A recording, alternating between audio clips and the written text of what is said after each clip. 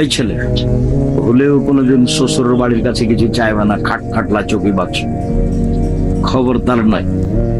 যা দিয়েছে শ্বশুর সেগুলো ফেরত দিবে আগামীকাল সন্ধ্যা হতে হতে। মোটরসাইকেল, সাইকেল, কাপড় চোপড় সব ফেরত দিবে।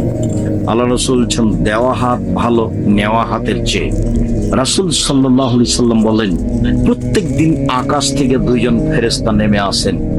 একজন বলেন, এই ছেলেরা তোমরা একটু ভিতরে আসো, আমার এই কথাটা একটু খেয়াল করবেন। রাসূলুল্লাহ সাল্লাল্লাহু আলাইহি সাল্লাম বলছেন, প্রত্যেক দিন সকালে দুইজন ফেরেশতা নেমে আসেন।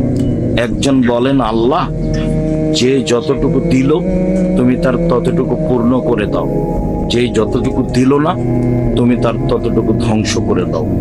আমি আপনাদেরকে রাসূল সাল্লাল্লাহু আলাইহি সাল্লামের এই কথাটা বলে উৎসাহিত করতে চাচ্ছি যে ইবাদতের জগতে সবচেয়ে শক্তিশালী, ক্ষমতাধর, পাওয়ারফুল ভিন্ন ধরনের ইবাদত হলো দান, যে একটা থেকে আর একটা ঘটাতে পারে।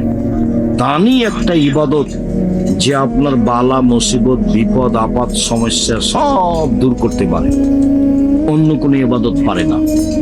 দানই একটা ইবাদত যে কবরের শাস্তিকে বন্ধ করে দিতে পারে। হজ পারে না, যাকাত পারে না, সিয়াম পারে না, তাসবিহ তাহলিল জিকির আজকার পারে না। দানই একটা ইবাদত মরা মানুষের পাপকে মিটিয়ে দিতে পারে। একজন সাহাবী এসে বলছেন, আল্লাহর নবী, আমার আব্বা মারা গেছেন, জমি জায়গা অর্থ সম্পদ ছেড়ে গেছেন, আমি যদি আমার আব্বার নামে দান করি তাহলে আমার আব্বার পাপ মিটে যাবে কি? পাপের কথাটা এসেছে, পাপ মিটে যাবে কি? তখন আল্লাহ রাসূল বললেন, হ্যাঁ, তোমার আব্বার পাপ মিটে যাবে। আল্লাহর নবীও বললেন না যে ছোট পাপ না বড় পাপ, সাহাবীও জিজ্ঞাসা করেননি যে ছোট পাপ না বড় পাপ। সাহাবী এসে বলেছেন যে আমার আব্বা মারা গেছেন, জমি জায়গা ছেড়ে গেছেন, আমাকে কিছু বলেননি, আমি যদি আমার আব্বার নামে দান করি তাহলে আমার আব্বার পাপ মিটে যাবে কি? বলে হ্যাঁ, সব পাপ মিটে যাবে। দান এমন একটা জিনিস।